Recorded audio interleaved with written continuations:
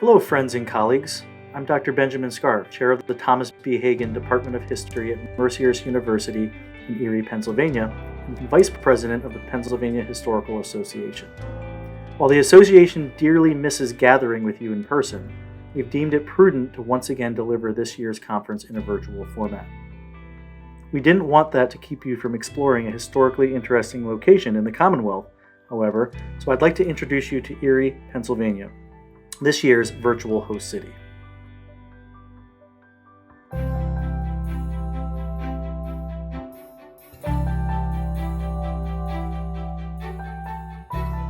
I'm sitting on the steps of what is affectionately referred to as Old Main at Mercyhurst University.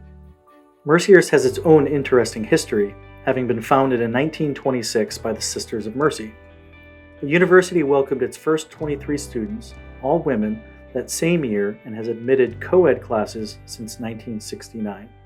While the university has grown in its nearly 100-year existence, Old Main remains the heart of the institution, as do the founding principles of the Sisters of Mercy.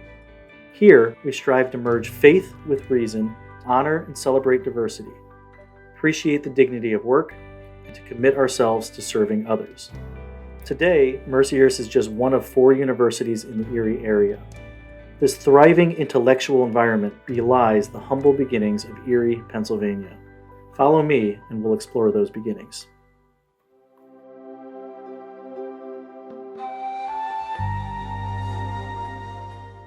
I'm standing here next to George Washington in Waterford, Pennsylvania, just to the south of Erie.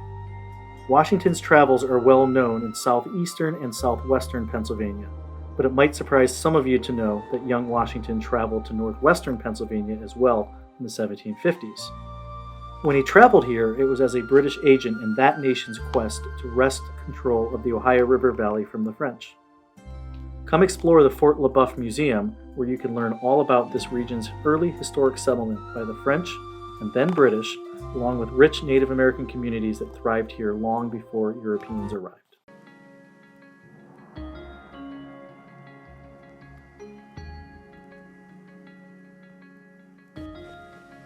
While imperial struggle between Britain and France may have literally put Erie on the map, it was a later struggle between Britain and the United States that spurred Erie's early development. With one of the finest harbors on the Great Lakes, Erie became a critical shipbuilding center for the United States during the War of 1812. Behind me is the U.S. brig Niagara, today owned by the Commonwealth of Pennsylvania and operated by the flagship Niagara League.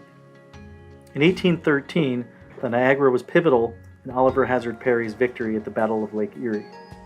While the battle itself took place near Put-in-Bay, the ship was constructed in Erie and today calls this port her home.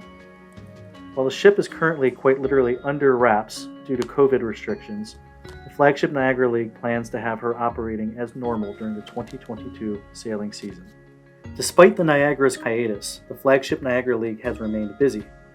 If you love sailing as much as I do, you'll be excited to learn that the League is operating the 1890s fishing schooner Letty G. Howard out of Dobbins Landing. Named for one of the principal architects of the Niagara, Dobbins Landing possesses the Bicentennial Tower, which provides unequaled perspectives of Presque Isle Bay and beyond.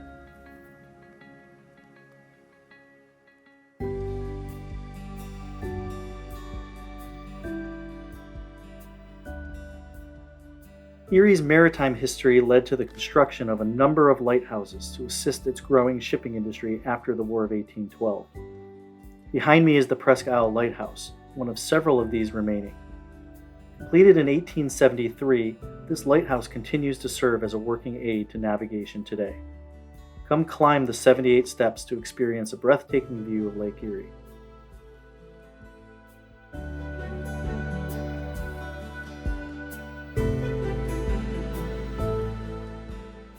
Definitely don't miss the Hagen History Center, which houses the Erie County Historical Society.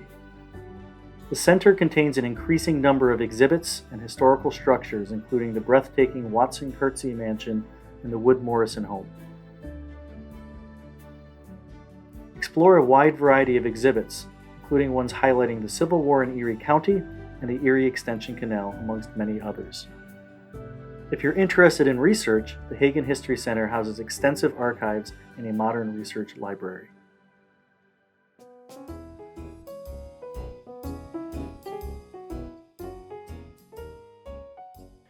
By now, your sightseeing probably has you famished or thirsty. Why not stop here at the brewery at Union Station?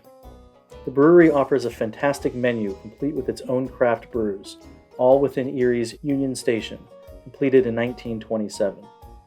Occupying 2 city blocks and over 100,000 square feet, Union Station continues to serve as a functioning train station while simultaneously being a historic-themed home to the brewery.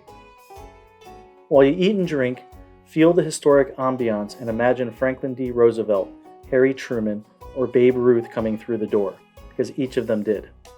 If you come between April and October, buy an Apparition Lager and sign up for a haunted history tour.